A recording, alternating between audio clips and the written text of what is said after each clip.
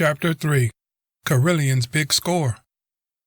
Meanwhile, the infiltrator arrives at the Wampo Vosk spaceport, and the vessel is given permission to land at Docking Bay 94. The Southern Hemisphere is the primary market here, guys. 1,000 major conflicts spread across 47 regions on the same continent. A gun smuggler's dream. The payoff of a lifetime. This score could set us all up for good.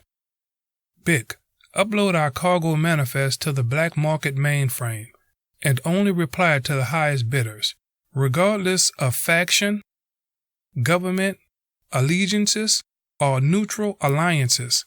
We're accepting all offers, Captain Carilion says. You know, that isn't normal protocol for weapon sales. You'll be stepping on a lot of toes, Carilion, Yaya Boy says. I don't care. We're getting paid for this trip, and I'll take full responsibility for it, Captain Carilion says. It's done. I just uploaded our cargo manifest to the mainframe. Now all we have to do is wait for the bidding to start, Bic says. You guys alert me when we have a potential buyer. I'll take Cavella on a little detour. That should buy us enough time to sell our weapons, Captain Carilion says. But Captain, you'll never find any energy crystals on this planet, Yaya Boy says. Yeah, but she doesn't know that. I'll keep her busy searching for those crystals that couldn't possibly exist on this planet, while you two make the sale of a lifetime, Captain Carilion says. Yayo Boy and Bic follow the captain's orders and prep the weapons for cargo sale, while Carilion accompanies Cavella to the buyer's market. The bustling, overcrowded plaza is shrouded in mystic mysticism. A mixed collage of colorful and scandalous characters, filled with beggars asking for food, children playing, running, scurrying around wildly in the crowded market. As the busy shoppers and merchants haggle over price, Captain Carilion takes Cavella to several mineral shops, searching for the precious crystal. But always a dead end, with none to be found, until they receive a tip from a small boy begging for food. Cavella gives the small child the food she is carrying. Starving, the boy scuffs down the food as Cavella asks the small child about energy crystals. Grateful, the boy tells them both about a special white crystal that glows with energy, sold only in a secret location on the outskirts of town. The captain is skeptical, but agrees to take Cavella to see this mysterious merchant on the far side of town. Leaving the bustling with activity buyer's market behind, they take the shuttle to the outskirts of town and arrive at a desolated, dank place with dark, creepy buildings falling apart, looking nearly deserted. Nice place, Carilion. I thought you knew where to find these crystals anyway, but this looks like another dead end, Cavella says. Oh, I don't know about that, my girl. I suppose that depends on what you mean by dead, this little stranger says. Who are you? Cavella asks the little creature. I'm the owner of this place. My name is Kuto, and this is my shop. I was just wondering, why are you here? Kuto asks. We're searching for a very special crystal, Cavella says. Oh, then you've come to the right place, my girl. I have some of the rarest stones on the planet. Come, let me show you what I have for sale. I think the two of you will be surprised by my inventory, Kuto says. Cavella and Carilion follow the zonky little 3-foot-tall platypus-like creature, waddling side to side as he's walking through the front door of his shop. ducking their heads down to enter the small hut-like shop filled with crystals on the walls, the countertops, some lying inside wooden cases aligned alongside the floor, crystals everywhere, dazzling beautiful crystals, glimmering beautiful colors of light. You know, the crystals, they're clear evidence of existence of a formative life principle. Although, in spite of everything known, we cannot understand the life of crystals. They are still living beings. Please, take your time, look around. I have an extensive selection of stones to choose from, says Kuto. Cavella notices a beautiful clear crystal. She picks up the perfect stone and holds it up to the light. Inspecting the quality of the crystal, she turns to ask Kuto a question, but notices the small shopkeeper has disappeared. The disturbing silence is soon replaced with the sound of numerous boots on the march and voices scattering around outside the shop. When the shouting comes from a megaphone speaker with a voice commanding them to surrender at once, demanding both of them to come outside with their hands up. It's a trap, Carilion says. Yeah, one that you led us straight into. Good job, Captain. Cavella sarcastically mocks Carilion. Please, not now, Kay. What do we do? Carilion asks Cavella.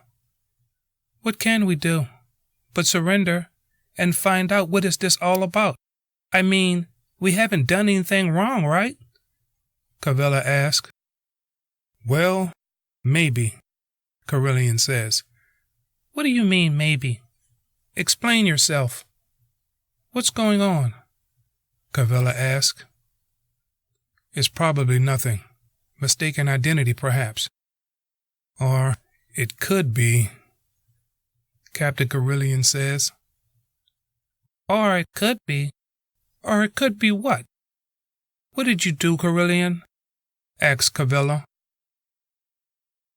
When the voice outside threatens to open fire on them if they don't surrender immediately, Captain Carilion and Cavella walk outside with their hands up in the air. You two are under arrest. Charged with sedition against our government.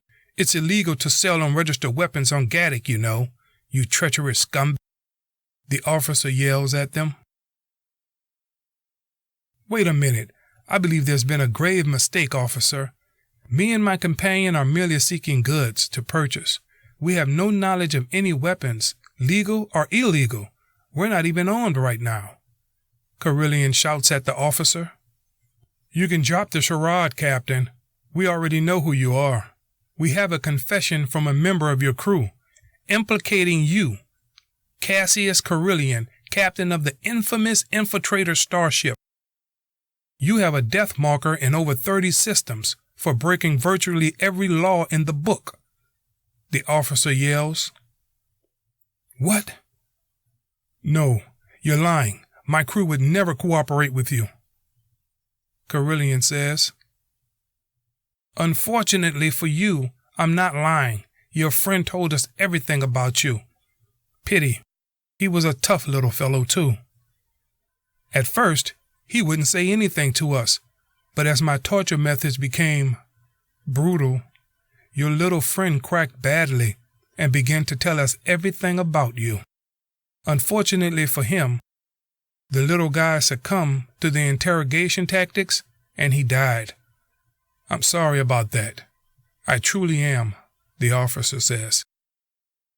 What? You murdering bastards! Captain Carilion yells. I didn't kill your crewman, Carilion.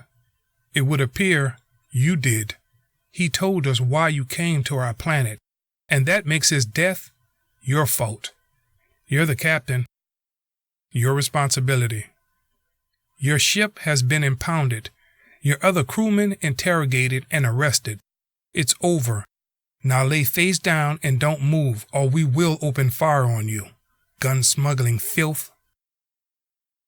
the officer hostilely says. The other officers move in, surround the two of them, and arrest Carvilla and Captain Carilion. The two are taken to the command center, where they both are processed and then led into a small room to be interrogated. Carilion, grief-stricken, is spaced out and just stares at the wall with a blank expression on his face. As the interrogation officer angrily screams question after question at the top of his lungs, demanding to know how they evaded the motion trackers and slipped past the planetary defense system. I'm not saying a word until I know my other crewman is alive.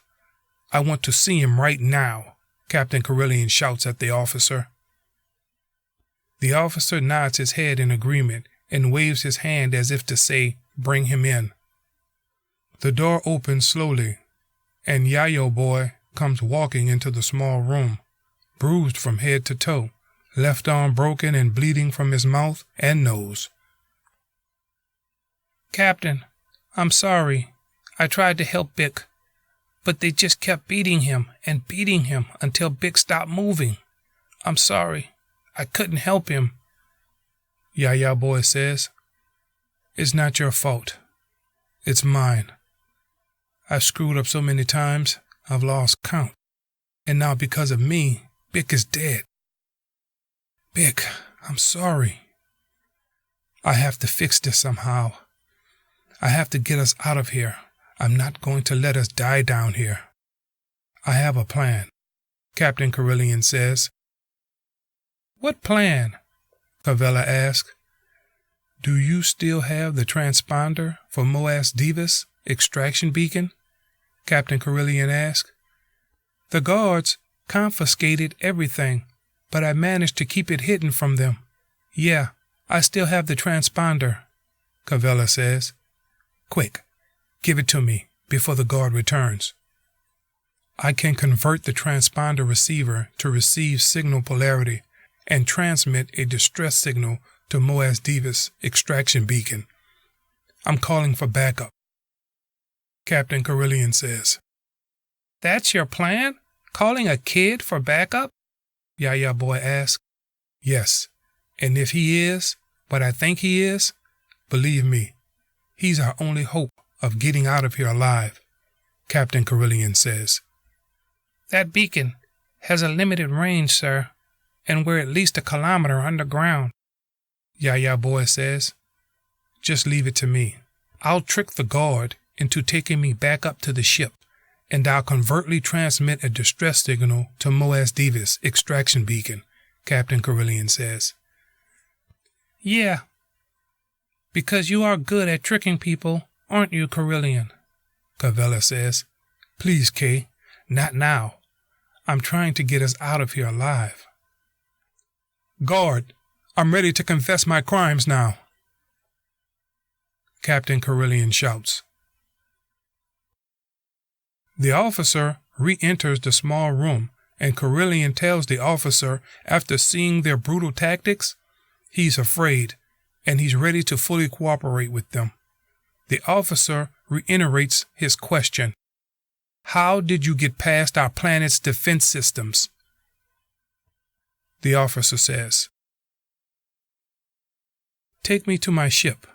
Hidden aboard the infiltrator is a device revolutionary in stealth technology, designed by my crewmen. That's how we got past your motion trackers. Take me to my ship, and I'll deactivate the device and turn it over to your government," Captain Carilion says. "All right, Carilion, but no tricks, or so help me, the 3 of you will spend the rest of your natural lives in a slave colony," the officer says. Meanwhile, back at the temple, Moas Divas denounces all teachings from the light side of the Force. He accepts the darkness within himself and truly embraces the dark side of the Force, bent on revenge and retribution, seeking a weapon of unimaginable power to help him achieve his vengeful goals. If you will not help me find the freak, then you are of no use to me, old man. Moaz Divis says, Please, wait, don't kill me. Spare my life, and I will give you the freak metallic. I was just trying to do what I thought was right, Raxus says. Agreed, old man, Moaz Divis says. The old man staggers to his feet and gingerly walks towards the mantle hanging on the wall.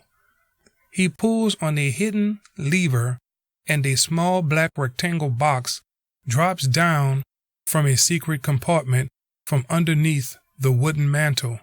Within the box, shiny flat pieces of chrome freak metallic, refined for production use, now in the hands of Moaz Divis, his prize. He takes the freak metallic deep into the inner sanctum of the temple. There, inside a sacred sanctuary, he draws on the dark side of the Force, using the power to construct the hilt. He crushes a blaster into pieces, slamming it up against a stone wall, and then levitates the broken components along with the red glowing crystal from his pocket and the 5 pieces of freak metallic into mid-air. All the pieces floating around in a circle only inches from his face. Moaz Divis in deep meditation, focusing his connection on constructing the hilt from his photographic memory of the weapon's blueprints. The Force bending the metal to his will, designing the hilt from his memory to house the plasma blade.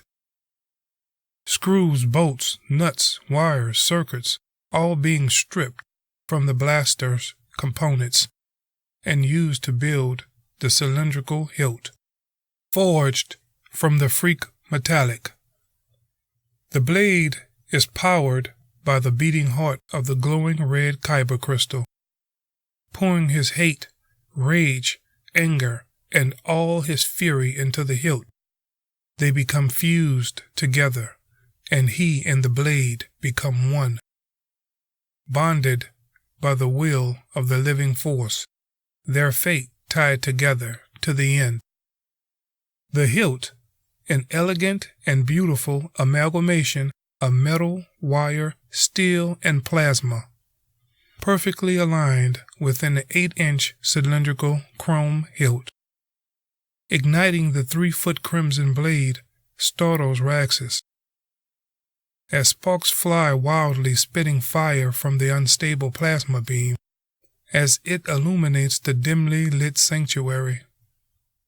Moaz Divis deactivates the blade, and he begins tinkering with the hilt's inner workings.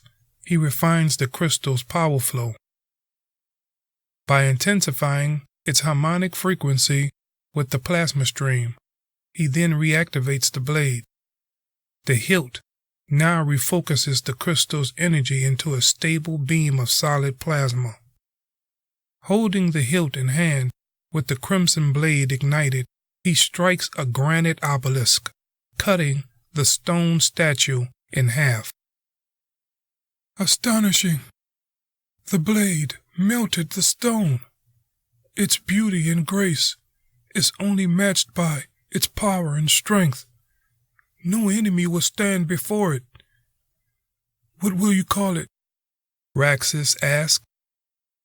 For the fear it will instill in my enemies, I will call it Slayer, Moaz Divis says. Moaz Divis draws on the dark side of the Force. The dark knowledge teaches him aggressive fighting styles, using the laser sword, striking down the stone statues in the sanctuary, practicing to kill with deadly efficiency. The hilt is stern and weighted, but the blade is light and fast. The Force allows the blade to follow my reactions, moving quicker than reflexes and faster than sight. The blade and I are one, and we both are destined for the same fate. Moaz Divis says, No, you both are destined to change the fate of others. Raxus says. I have spent days mastering the blade's power, learning to strike and to defend, to draw my strength from the dark side of the Force. Through focus of will, I have become powerful, and the time has come for me to leave this place. There are others in need of my help. I'm sensing danger, and I must go, Moaz Divis says. Even though you have chosen a darker path, you may yet do the bidding of the light side of the Force, and maybe one day even join and become a force for good, and help change this ever-evolving new galaxy. I bid you farewell, Moaz Divis, Raxus says. Just then, Moaz Divis' extraction beacon activates, and the voice on the other side speaking in a frantic tone. Moaz Divis, this is Captain Carilion. Come in. Oh God, I messed up so bad. Pick is dead. The ship has been impounded, and we're being detained at the Wampo Vosk detention center, scheduled for execution. We need your help immediately. I'm sending our coordinates. Please help us. Moaz Divis, I'm sorry. Please help us. And the transmission ends. Raxus, wait a moment. I need your help. My ship has been impounded and my companions detained. I need transport to the nearest spaceport, Moaz Divis asked. Wampo Vosk is the nearest spaceport, and if your friends are being held there, their lives are in grave danger, Raxus says. Why? What is that place? Moaz Divis asked. The entire spaceport is under the full control of a criminal organization known as the Underworld Syndicate. They have power over the authorities, gun runners, flesh traders, and illegal gambling. Even government officials are bought and paid for. They have a complete stranglehold over the entire planet's economy and finances and resources. They rule with fear and intimidation, backed by brutal violence and sadistic, systematic murders. If your friends violated any of their laws, they will be put to death and made an example of. Unless you help them, Raxus says. I'll need a disguise to get close to them, Moaz Divis says. Here, take these temple garments and robes. The clothing will allow you to pass as a monk, come from the temple to give last rites to the prisoners about to be executed. We keep a speeder here, out back, for emergencies and the occasional run into town for supplies. You take the speeder. It's yours. Now go. Be on your way. Go. And try and save your friends. I just hope it's not too late for them, says Raxus. Moaz Divis adorns the monk's ancient black robes and attaches the chrome cylindrical hilt to his waistband on the inside of his black cloak. He boards the speeder, bids farewell to Raxus, and accelerates out of sight, racing across the war-torn lands of the planet Gaddic, headed to the Wampo Vosk spaceport. Arriving only 2 hours later at the detention center, Moaz Divis' ominous dark presence looms over the entire complex as he enters the prisoners' holding block. I'm here from the temple, come to give solace to the soon-to-be executed prisoners. May I see them, please? Moaz Divis asks the guard at the front gate. You're kinda young to be a monk, aren't you, kid? The guard sarcastically asked. Moaz Davis waves his hand in front of the guard's face, saying in a deep, commanding voice, "You will take me to the prisoners at once." Obeying the command, the guard leads Moaz Davis to the turbolift, where they descend several miles down to the lower levels containing the holding cells. The guard leads Moaz Davis to a sadistic site of torture, a chamber filled with horrors of tortured prisoners, men and women hanging by their wrists, dangling by ropes, some laying strapped down to tables, some being tortured with pain sticks, extraction probes, and an array of perverted devices designed to inflict as much pain as possible on the imprisoned. The horrible screams of endurable infliction echoes throughout the bloody chamber of death.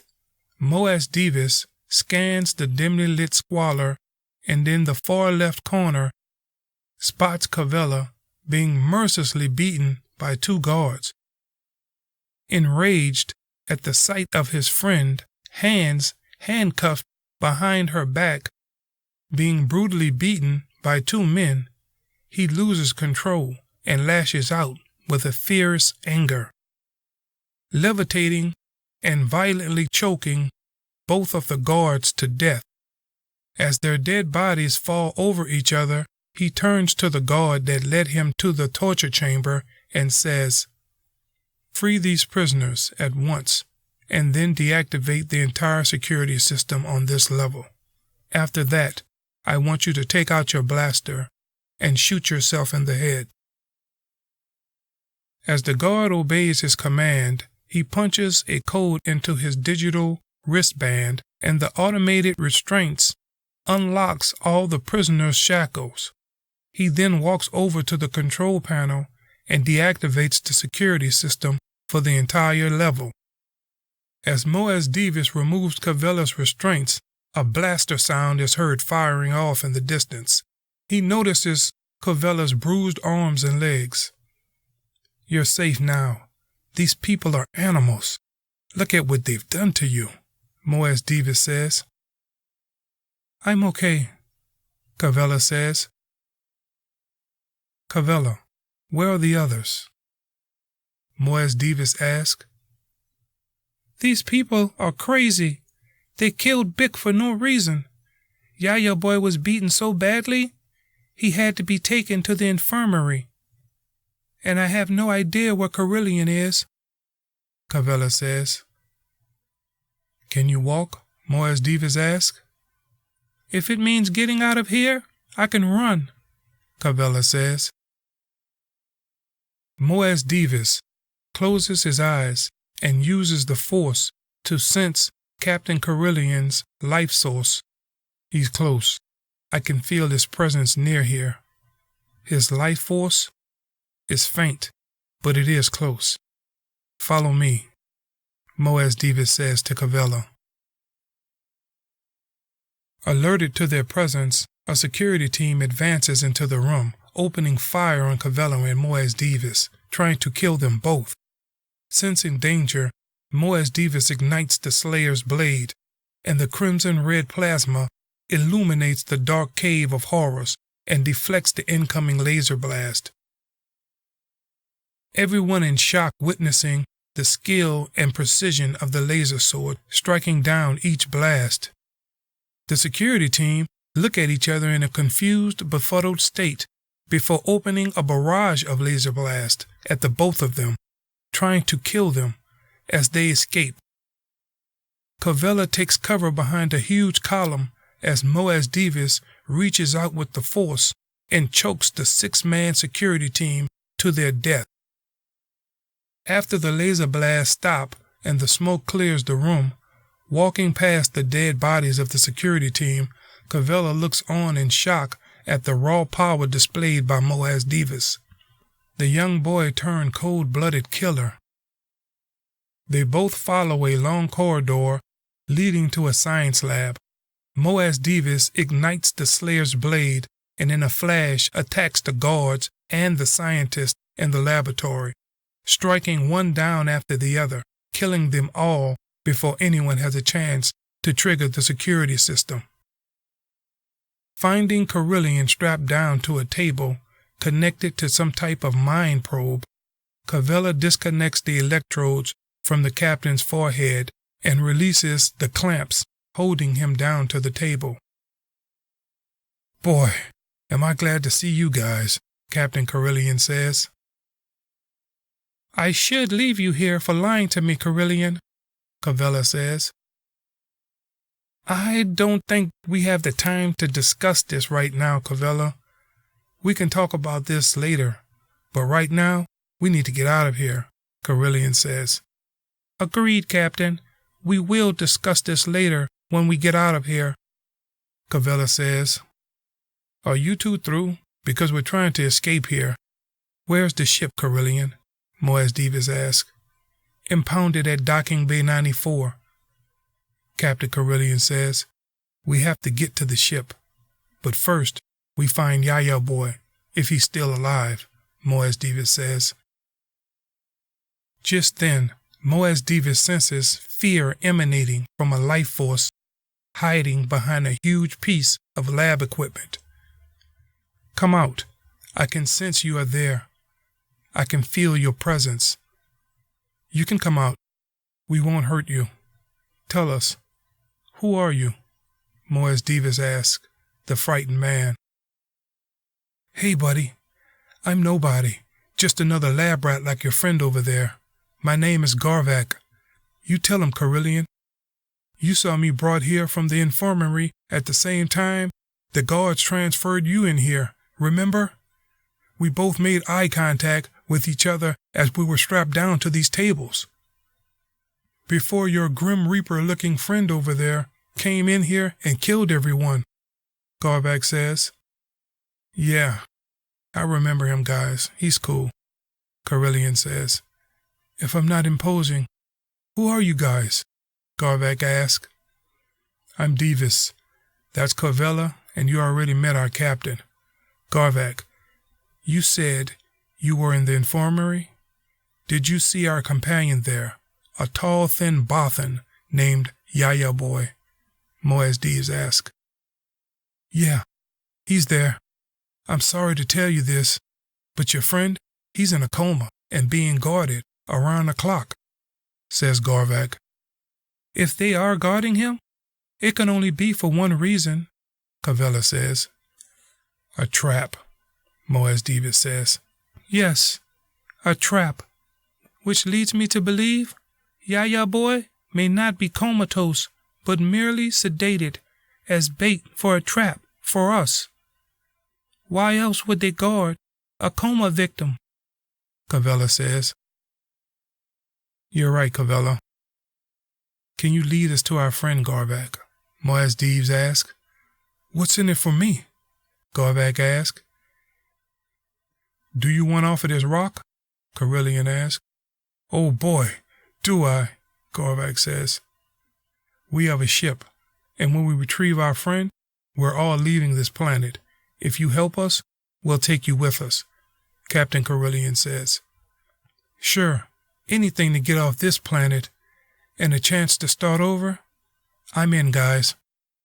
But no ship lands or takes off from the surface of this planet without the government's permission," Garvak says. "We did. Trust us. We're getting out of here. Now, take us to our friend," Moaz Davis says. Garvak leads the small group to the northern entrance of the infirmary. Moaz Davis enters the facility, drawing on the dark side of the Force, and releases that energy into the power grid, completely destroying the power supply and triggering a blackout on the entire floor. As the medical staff panics in the darkness, Moaz Davis' nocturnal night vision allows him to search the pitch blackness of the darkness until sensing Yaya Boy's life force emanating from a room guarded by 4 security officers. Using the Force, he controls the 4 guards' mind, They obey his command, raise their blasters at each other, and open fire, killing one another in a blaze of crossfire. Their full bodies fall in each corner of the room. Yaya boy lying in a medical bed, unconscious. The small group file into the room as the emergency lights are activated. Cavella reaches inside her pouch, removing a small jar of golden powdered cream, which she smears on Yaya boy's forehead, and in a few moments he wakes up and appears to be just fine. Waking up with a gleeful grin and a well-rested look on his face, curiously looking at his friend staring back at him before he realizes the danger they are all in. Coming to his senses, shaking off the worry medication, he rises to his feet and says, "Thank you guys for coming after me. I thought I was finished,